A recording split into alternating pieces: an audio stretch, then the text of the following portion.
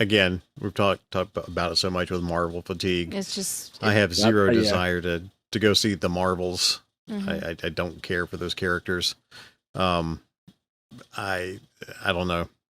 Yeah, I'm really experiencing a Marvel burnout, honestly. But on the other hand, DC What? seeming like it Well, might be. I think Marvel Good burnout segue. is hurting. Maybe. Mhm. I've Is it not hurting it or helping it? I think it's financially. Maybe. I mean, the movie's good. I think we'll go ahead and go into it. Yeah. Oh, the Flash. Yeah, let's go ahead. See, and like the four of us like the Flash. I mean, we Yes. can easily say that. We Yeah. we did a quick YouTube short, TikTok, whatever. We actually put something on TikTok. Yes. Review after we finished seeing the Flash in IMAX, and the four of us enjoyed it. We asked on our Facebook page what other people thought, and we got some various forms of feedback. That I can agree with in all aspects. Bad CGI. Yeah. That's definitely Yes, in there. most definitely. And I've seen a lot in the last few days about how financially the Flash has not done well. I haven't Right. seen Yeah. box office numbers. I haven't been paying attention. I've been busy. But I did catch a couple of articles today in passing talking about the Flash being a sinking ship for DC. And that's all fine and well and good because that is the end of the old DC. Now we've got James Gunn coming in and gonna try and boost this thing. And he kind of set it up in this movie. Yeah. He was like, I'm just going to take everything and we're going to scramble it. And you never know what you're going to get now. This is definitely a fresh starting point for DC. Mm-hmm. It's a reboot. Mhm. Flashpoint, if you're familiar with that story and in both the TV show and in the comics, it opens up the DC multiverse. And I think DC multiverse is actually better than Marvel's multiverse at this point. Well, yeah. Yeah. Well, the way they did it in the movie, that they didn't just go, hey, by the way, it could just be anything. They actually showed us that, like, all these versions of different things that we've seen show up in there, and we get cameos, we get unexpected cameos. Yeah.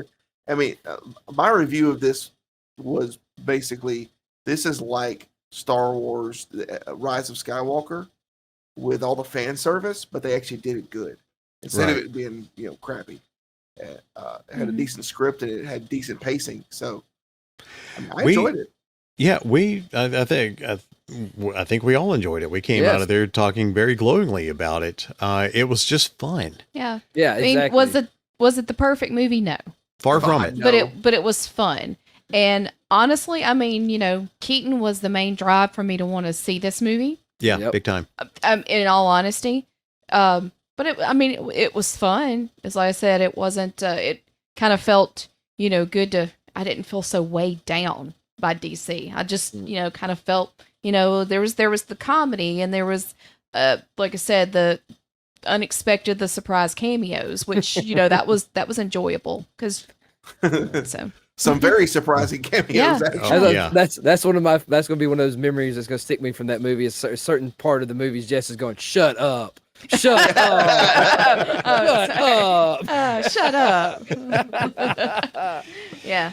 Yeah, the cameos and like you said, Kevin, how they tied a lot of DC past and present Right. together was fun. Now the CGI in bringing some of the DC past to light was atrocious. Yeah. The worst CGI was when Ezra, when the Flash, when there were two different versions of him, and you would just see like his face go all doughy ever so often, and it's just, oh god, that was so bad. Overall, to me, like, it wasn't too bad. I guess I always just there towards the end. I always, because it's takes place in kind of in the what is it, the Speed Force. I was kind of like, it's the distorted reality. But like the worst part for me, I guess, with that would be the opening sequence with that. That was the only time I was like, this kind of looks a little. Yeah. Yeah. But I mean, like, even though, like, this really feels like it's one of those 90s hero movies, just, one off, turn your brain off and enjoy it. Like, it's fun if you're like us, love Keaton. You get your dose with Keaton. And if you're somebody who's been a fan of the DC property movies, the whole, you might not be old enough, but you like the prior stuff and the newer stuff. And it, as you said, with the multiverse, it might have the best explanation of the multiverse anything's ever been done. Yes. It explains why things are different, times are different. Yes. And the cool thing about it, everything has happened. Everything has happened. Everything happened. There's no write-off for old fans, new fans, Maybe that's why we have such a problem with the multiverse and Marvel is Marvel was just kind of like, hey, by the way, it's the multiverse, deal with it. Whereas this movie, they were like, this is the multiverse, and this is why the multiverse, and here is what the multiverse is, and they did a good job explaining what was happening, how the things were colliding together, things, timelines were. I mean, they were explaining things like Doc Brown in there, like there was a point in there where. He was like Doc Brown explaining how the timelines work with spaghetti noodles and I mean stuff like that where they took time to explain it. Whereas in Marvel, they were like, what the multiverse is, just deal with it. Right. It's fine. This is going to be an easy way for us to not to have to bring highly paid actors back. We could just bring in new actors to do different things and just stay there from something else. Yeah, and speaking of Doc Brown, there are a lot of Back to the Future references in this movie. A lot. So good. That was kind of surprising considering they're two totally different studios. Mm-hmm. Yeah. Like really, really good references in there that I can't believe I haven't seen a lot of people talking about already. But it's like what you're saying, Brock. They're not doing very well financially. It may be that not very many people have seen this movie. Mm-hmm. And you know what? I mean, and the elephant in the room with that is Ezra Miller himself. Which I hate because he is so wonderful in that movie. He's good. I love his Barry. Mm-hmm. Yeah, he's really good in this movie, but he's got more baggage than you can shake a stick at. I mean, look, he's no Grant Gustin, but I mean, he's good. He's a good theatrical version. I mean, it still would have been cool if they could have pulled off just pulling in Grant Gustin to do this. Yeah, but supposedly he had a cameo. It just got nixed. Maybe it's in that 4-hour version that the director keeps talking about. Oh, we're gonna get another cut of this somewhere. Look, I will watch it. The Snyder cut. Yeah, I would watch it. I'll absolutely watch it. I mean, we suffered through the Snyder cut. Is it going to be 4x3 as well? But definitely the CGI and the Speed Force, as you were saying, Bo. Yeah, that was iffy, but that's where you got all the cameos for the most part. Yeah. Just to be clear, you're talking about at the very beginning when they did him going fast. Well, that one that one was worse to me than the stuff at the end. Mm-hmm. But the opening, I understand they wanted to give him his defining moment, as the full character, but still, Yeah, I actually like the way that looked. I don't know. I may be the minority here, but the way that it looked when he, maybe it was some of the people he was saving. I think that's what got me. Yeah. Oh, okay, I see. I know what you're talking about. Okay. Yeah. And we're being deliberately vague, guys, because we don't want to spoil it for you if you want to go see it. Yeah, I saw a lot of people complaining that they had the cameos and stuff spoiled for them. We're not going to do that. Yeah. Because the final cameo in the movie. Oh man, is what we went, huh? Yeah, and just went bananas over. Yeah, and we went bananas over. Him into doing that. And from what I understand, there was 4 different versions of that, or 3 or 4 different versions of that ending, where it was different people. Okay, well that makes sense. Wait, were they distributing them to like each theater got a different one or something? No, I know that was they filmed different ones, and I believe this was the one that was decided among. I think from what I've read, this is the one that was decided by. The I can't think of his name. The big guy head of Warner Brothers now. There's a lot. I can't. David Zaslav. He was one of the people that pulled this one, and that was one of the things that David pulled Hasselhoff. Yeah, David Zaslav. Zaslav. What? Yeah. But it still worked. It still works. We only know David Zaslav's name because we watch AEW. Yeah. And CM Punk referenced him on the first episode of Collision. Yes, that's how we learned who he was. Yeah. Like, who is that? We looked at him like, oh, that's the head of WBD. All right. So watching wrestling taught us something. That's right. Yes. Yeah. Man, and the cameos were the best part of the movie, and I hate we're just not going to do that to y'all. Y'all need to see it. If you haven't seen The Flash and you want to be surprised by everything you see, you just got to see it. We can't spoil that part. Yeah, because that was the biggest enjoyment for me, I think, overall of the movie. Yeah, I think that was definitely the biggest thing. The other thing that I wanted to note was the actress who played Kara. Oh yes, she was phenomenal. Yes, I really hope Supergirl. she I would comes love back. to see more. Yeah. Oh my gosh, her Supergirl was wonderful. And I'm glad we got as much Keaton as we did, because I was worried that it wasn't going to be as much. Like he was just kind of like a bait and switch. And it was like, hey, you're going to get like 5 minutes or like 5 seconds of him, and then we're just going to keep on. Yeah. Mm-hmm. Yeah. And he actually had a very big part in the movie. He did. The entire movie. I hate a majority of his cool moments were all in the trailers and commercials. That's true. Yeah. I had the same thought. Yeah. They had to bring you in though some way. They had to hook you. Well, like everyone, I don't want to get too spoiler, but I read somebody said another good reason why his Batman might be the best is, they talk about like in the other iterations, like look at Nolan's Batman. Mm-hmm. He got overwhelmed, he couldn't do it anymore. Whereas his Batman's like, Gotham's good, it don't need me. Right. Yeah. Mm-hmm. Right. And that's wonderful. That's why his is the best. Apparently, Gotham was Gotham was not the city that we've always thought it to be throughout all the movies. Could you imagine if he went through different multiverses and he went over to Nolan's multiverse? He's like, why do you keep having trouble with people coming back? My place has been fixed for like 20 years. Oh, the one thing I really liked about this was, in talking about, Bo, you said that things have just happened. You reach a certain point in the history of whichever version of Earth you're getting. Yeah. You reach a point where this thing's going to happen regardless. Yes. There's no way to stop this moment from happening. Yeah, and it's a pivotal moment, and I'm not speaking about one specific moment. It's like each Earth has a time intersection that there's an event that happens no matter what. Mm-hmm. Yes. And you can't get past it, and you got to learn how to deal with it. Yeah. And move on. Yeah. So I like that aspect of the time. I do too. Time travel. And I talk about, like I said, I was talking about with y'all, but like looking back on it, and especially with this movie, is like I really wish Michael Shannon's Zod could have been like a ongoing villain through like dealing with Superman. Like he really should have been a built kind of like a build up Thanos type thing. Not as big, but you know what I mean? Because like and it's cool that I watched an interview with him, and he actually he talked with Zack Snyder before this movie. He's like, "Are you okay with me doing this?" Because he was, he said Zack Snyder gave him his blessing to do it, because he said if Zack Snyder said no, he wouldn't have done it. Wow. Okay. So that gave me a lot of respect for him. I was like, this is cool, because his Zod is awesome. I couldn't help but, and Zod's in the trailer, so I mean that's that's not a spoiler. But the one thing I meant to say to you that night was, when Man of Steel first came out, we were all over Bo to do this costume, because Bo looks like Michael Shannon from that movie. Yeah, I do. I still need to do it when I have and I can even do it more now, because I don't know if you noticed, his has about just as much gray in his beard as I do.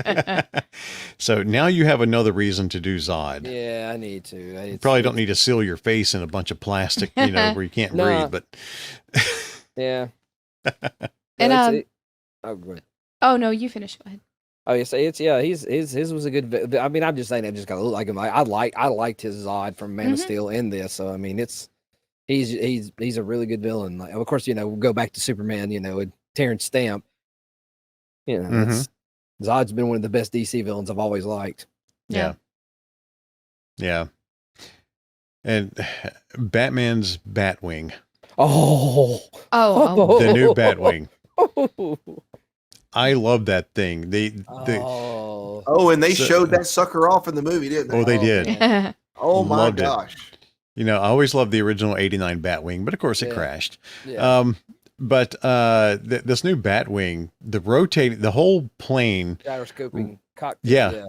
it rotates around the cockpit, so Batman's always sitting straight up, and everything else is turning around him. And I'm like, that's really cool looking.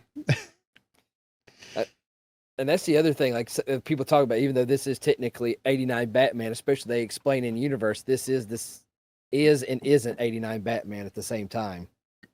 That's why everyone's like, well, his Batwing got destroyed. I was like, yeah, but he got smart and learned this time, you know. But,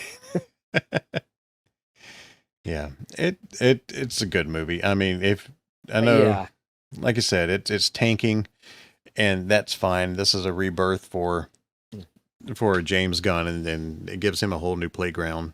I was not interested in Blue Beetle.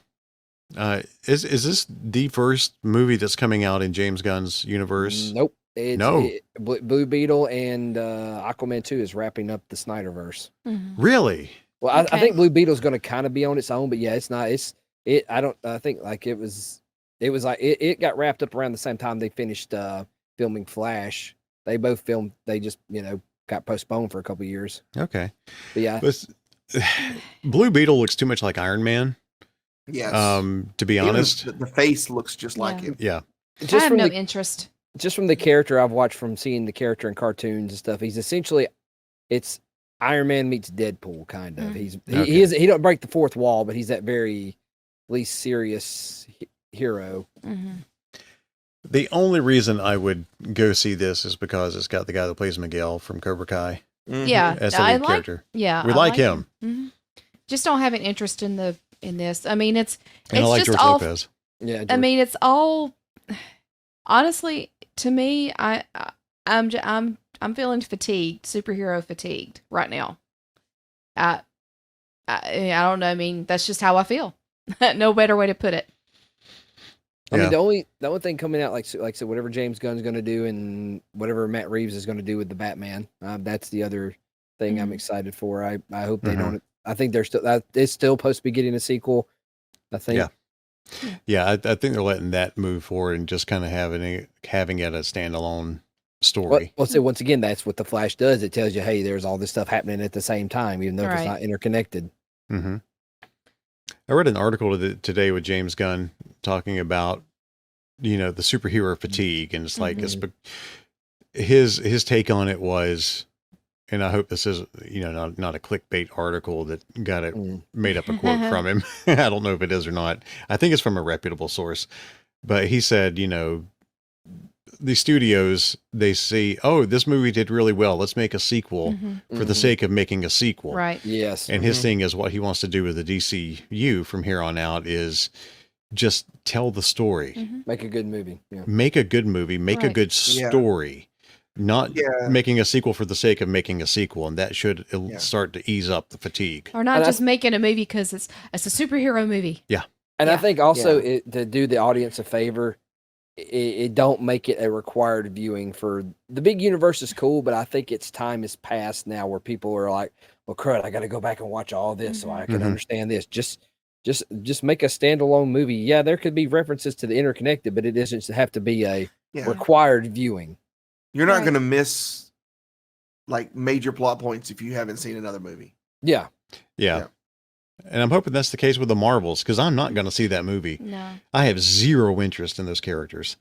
And Secret Invasion, I hope, to hear better things about it and more intriguing things, because I love Nick Fury. I'm trying to think. I love Samuel Jackson, but Marvel. I'm trying to think the next big Marvel project I could be excited about, and I can't think of nothing. Guardians was kind of like, that was it. Yeah. Was the one of the last things I was really looking forward to as far as the Marvel product coming out. Now Loki will be coming back out. Now that I do have interest in that. So but other than that, I don't really know right now. If they release another Shang-Chi, I'm there. Yeah. Yes. Absolutely, I'm there. That was a good one. That was so good. Yeah. I was gonna also let y'all know that I realized after the movie that I didn't realize until afterwards that the man playing Henry Allen, Barry's father, is Ron Livingston from Office Space. Yeah, I didn't catch that either. I was like, Office Space is one of my all-time favorite movies. That's like the first thing I saw. It was like, it's the Office Space guy. I was like, I kept looking. I was like, guys, looks so familiar. He looks so familiar. And I was like, oh, it's Peter. It's Peter Gibbons. It's Office Space. It's Ron Livingston. He had a severe case of the Mondays. Yes. Yeah.